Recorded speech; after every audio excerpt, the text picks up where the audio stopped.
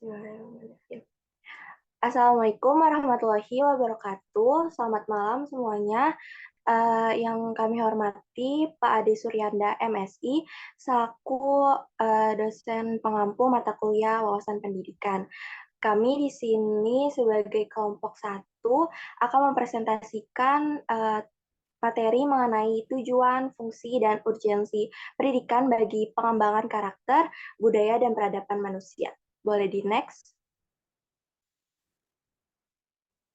Nah, sebelum kita mempresentasikan materi, di sini saya akan terlebih dahulu memperkenalkan anggota-anggota yang ada di kelompok 1.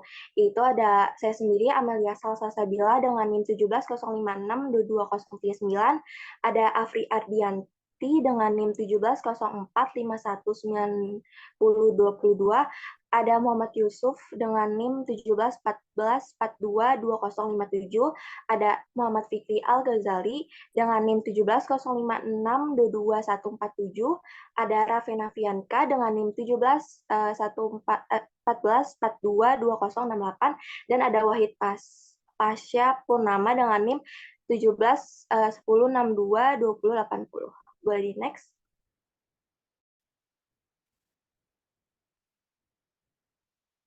Oke, di sini ada video dokumentasi mengenai materi yang akan kami presentasikan. Jadi kita akan menonton terlebih dahulu videonya.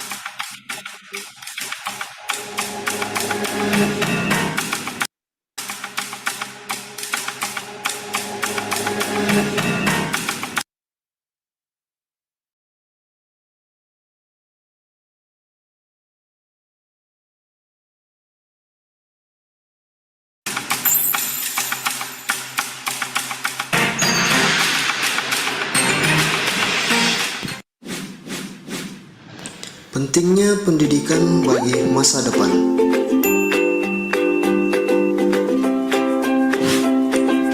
Tanpa pendidikan, masa depan akan suram.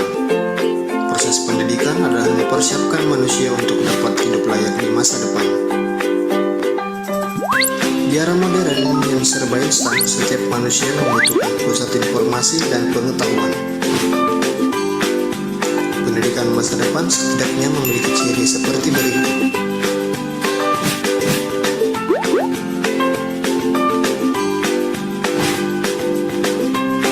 Pendidikan masa depan harus mengarahkan pembelajar pada beberapa keterampilan yang harus ditanamkan pada peserta didik.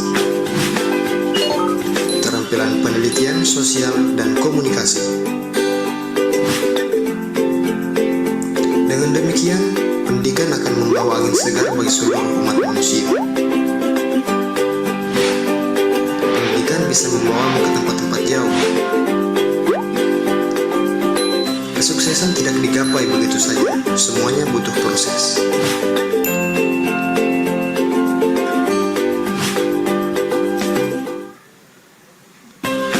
Percaya sukses hari ini mustahil gagal di masa depan.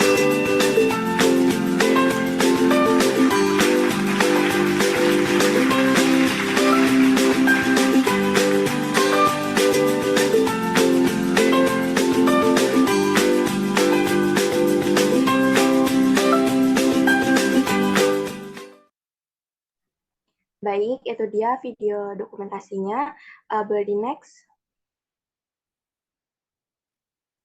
Selanjutnya, kita memasuki penjelasan materi yang akan disampaikan oleh Ravena Fianka. Kepada Ravena Fianka, dipersilakan. Oke, baik. Terima kasih. Jadi di sini kita akan membahas pertama adalah tujuan pendidikan. Nah, tujuan pendidikan itu adalah sebagai pemberi petunjuk arah kegiatan pendidikan dan sebagai hal atau hasil pendidikan yang ingin dicapai dari diselenggarakannya kegiatan pendidikan. Nah, berikutnya ada tujuan pendidikan menurut para ahli. Yang pertama, menurut Plato, yaitu tujuan pendidikan tidak dapat dipisahkan dari tujuan negara dan tujuan politik. Karena tujuan pendidikan adalah menjadikan manusia warga negara yang baik. Nah, lalu untuk menurut Konstam, tujuan pendidikan adalah proses pemanusiaan diri sendiri agar mencapai ketentraman batin tanpa mengganggu dan membebani orang lain. Oke, selanjutnya ada jenis tujuan pendidikan. Jadi, jenis tujuan pendidikan ini ada 4. Yang pertama ada tujuan nasional. Tujuan pendidikan nasional Indonesia itu telah tercantum dalam Undang-Undang Dasar Republik Indonesia tahun 1945, Pasal 31 Ayat 3, dan juga Pasal 31 Ayat 5, serta dalam Undang-Undang Nomor 20 Tahun 2003. Nah, dalam Undang-Undang Dasar tahun 1945 pasal 31 ayat 3 ini menyebutkan bahwa pemerintah mengusahakan dan menyelenggarakan satu sistem pendidikan nasional yang dimana dapat meningkatkan keimanan dan ketakwaan serta akhlak mulia dalam rangka mencerdaskan kehidupan bangsa yang diatur dengan undang-undang. Lalu pada pasal ayat 5 menyebutkan bahwa pemerintah memajukan ilmu pengetahuan dan teknologi dengan menunjang tinggi nilai-nilai agama dan persatuan bangsa untuk kemajuan peradaban serta kesejahteraan umat manusia. Kemudian, menurut Undang-Undang Dasar Nomor 20 Tahun 2003, tujuan pendidikan nasional adalah untuk mengembangkan kemampuan dan membentuk watak serta peradaban bangsa yang bermartabat dalam rangka mencerdaskan kehidupan bangsa. Tujuan pendidikan nasional juga untuk mengembangkan potensi peserta didik agar menjadi manusia yang beriman dan bertakwa kepada Tuhan Yang Maha Esa, berakhlak mulia, sehat, berilmu, cakap, kreatif, mandiri, dan menjadi warga negara yang demokratis serta bertanggung jawab. Lalu ada tujuan institusional, yang dimana ditetapkan oleh tingkat pendidikan atau lembaga pendidikan masing-masing. Jadi seperti pada jenjang pendidikan SD itu mempunyai tujuan yang berbeda, gitu. Tujuan pendidikan tersendiri yang berbeda dengan tujuan pendidikan di SMP dan seterusnya. Lalu yang ketiga ada tujuan kurikuler, yang dimana ditetapkan menurut bidang studi atau kelompok mata pelajaran. Jadi diharapkan tercapai setelah siswa mempelajari bidang studi yang bersangkutan. Dan yang terakhir ada tujuan pembelajaran umum dan khusus. Jadi tujuannya ini itu sebagai capaian pembelajaran yang ditetapkan pendidik dalam tingkat penerapan. Boleh di next.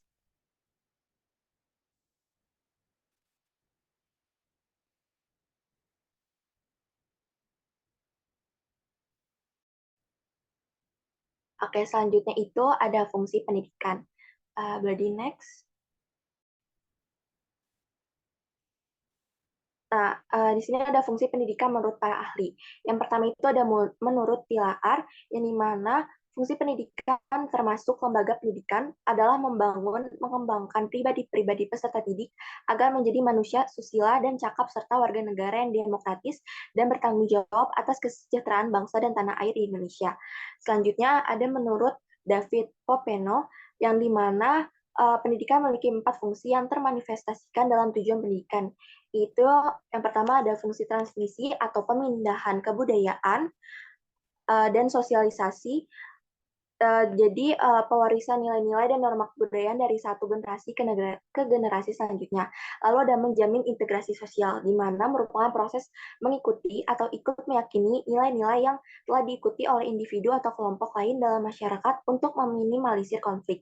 Yang ketiga ada mengajarkan corak kepribadian atau penempatan sosial, yang dimana merupakan proses identifikasi terhadap anak didik terkait kepribadian, karakter, keterampilan, dan keahlian. Lalu yang terakhir ada sumber inovasi sosial.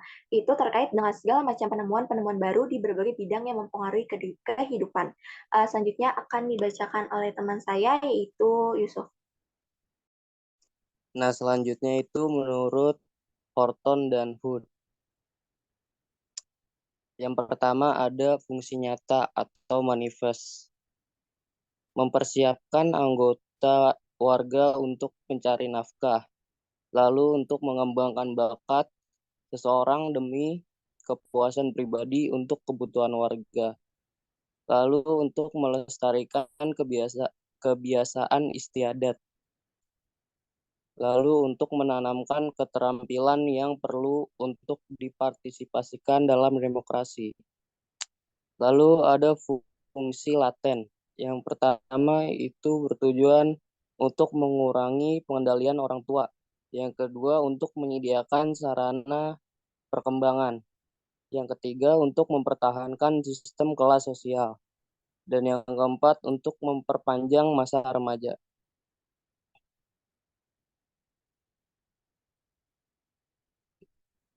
Selanjutnya itu urgensi pendidikan dalam pengembangan karakter.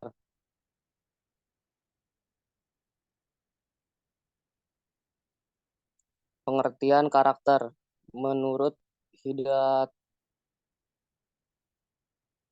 Hidatullah, ini kok ke ini ya?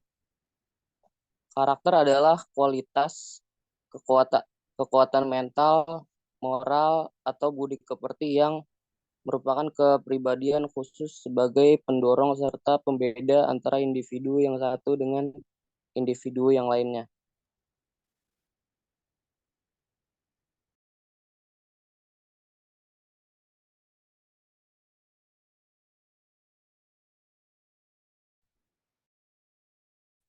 Baik, pengembangan karakter. Menurut Doni Kusuma, pengembangan karakter merupakan proses terus-menerus.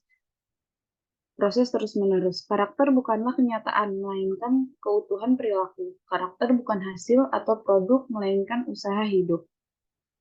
Tahap pengembangan karakter itu ada 3. Yang pertama moral knowing, yang kedua moral feeling, yang ketiga moral behavior. Moral knowing adalah proses pengenalan dan penanaman arti, alasan, dan manfaat berperilaku baik atau identifikasi. Moral feeling adalah proses membangun perasaan suka atau kecintaan berperilaku baik atau sugesti. Lalu moral behavior adalah aplikasi menjadi tindakan nyata yang diperoleh melalui proses pengulangan sehingga telah sepenuhnya terinternalisasi. Boleh next.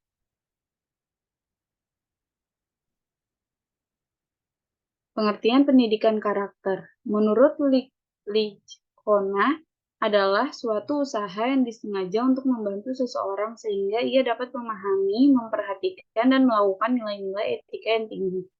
Pendidikan karakter menurut Lichkona mengandung 3 unsur pokok, yaitu mengetahui kebaikan, mencintai kebaikan, dan melakukan kebaikan. Pentingnya penguatan pendidikan karakter. Penguatan pendidikan karakter dalam konteks sosial masyarakat sekarang dapat mengatasi krisis moral yang terjadi di Indonesia, yaitu yang pertama pergaulan bebas, yang kedua maraknya angka kekerasan pada anak-anak dan remaja, yang ketiga penyalahgunaan obat-obatan, yang keempat lain-lainnya. Boleh next. Selanjutnya ada urgensi pendidikan dalam budaya. Next. Pengertian budaya. Budaya merupakan hal yang diturunkan, diwariskan dari satu generasi ke generasi lain yang melalui proses enkulturasi atau pembudayaan yang dilakukan di semua lingkup lingkungan pendidikan, yaitu formal, informal, dan non-formal. Penerapan hubungan pendidikan dan pengembangan budaya ada 4. Yang pertama, diri sendiri. Pada diri seseorang pasti mengetahui tingkat pendidikan yang ada pada dirinya sendiri. Kemudian diri sendiri itu berusaha untuk mempengaruhi orang-orang terdekat agar dapat melakukan hal yang sama. Budaya seperti itu termasuk dalam budaya sosial. Yang kedua, keluarga. Lingkungan keluarga merupakan lembaga utama dalam pendidikan, sehingga orang tua harus mengajarkan budaya yang baik pada diri anak agar mempunyai pendidikan yang baik juga. Yang ketiga, sekolah. Sekolah sebagai lembaga pendukung keberlanjutan pendidikan dalam keluarga sebagai upaya untuk mencapai kemajuan-kemajuan dalam berbagai bidang seperti ekonomi, sosial, politik, teknologi, dan bidang kehidupan budaya lainnya. Yang keempat, lingkungan masyarakat. Dukungan dan partisipasi masyarakat juga sangat penting dalam berkembangnya pendidikan dan budaya sesuai dengan yang diharapkan. Suatu masyarakat maju karena adanya pendidikan yang maju dan bisa menerapkan nilai budaya yang baik. Next.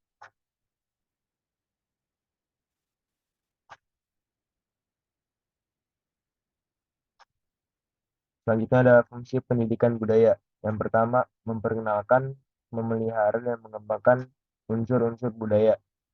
Yang kedua, mengembangkan potensi peserta didik untuk menjadi pribadi berperilaku baik. Yang ketiga, memperbaiki dan memperkuat kiprah pendidikan nasional untuk bertanggung jawab dalam pengembangan potensi peserta didik yang lebih bermartabat.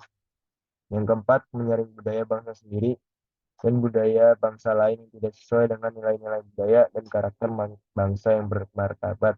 Yang kelima, menumbuh kembangkan semangat kebudayaan bangsa. Next.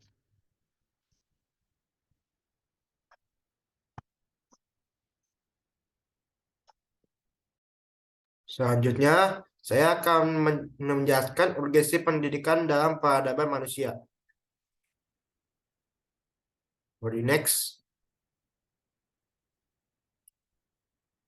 Lalu pertama-tama saya akan memaparkan pengertian dari peradaban. Pengertian peradaban menurut Fairchet adalah perkembangan kebudayaan yang telah mencapai tingkat tertentu yang dicirikan oleh taraf-taraf intelektual, keindahan, teknologi, dan spiritual tertentu yang diperoleh manusia pendukungnya. Jadi peradaban ini ya jadi nah jadi hasil dari peradaban ini akan membentuk kebudayaan. Lalu macam-macam peradaban dan macam-macam perubahannya itu ada revolusi dan revolusi. Pengertian revolusi ini adalah perubahan peradaban yang berlangsung lama dan terjadi tanpa adanya kehendak masyarakat itu sendiri. Sedangkan untuk revolusi adalah perubahan peradaban yang terjadi selama periode yang cepat dan tidak terencana. For the next.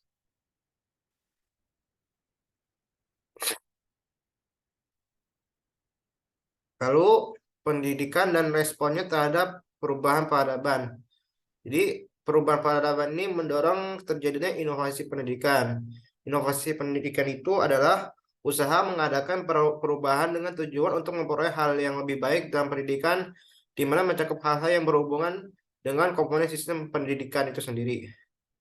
Nah, inovasi pendidikan ini mencakup tiga konsep dasar, yaitu discovery, invention, dan innovation.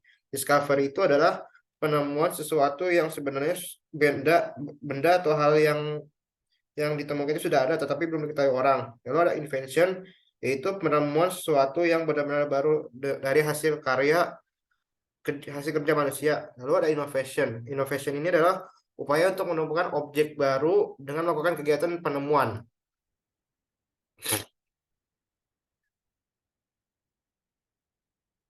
Next.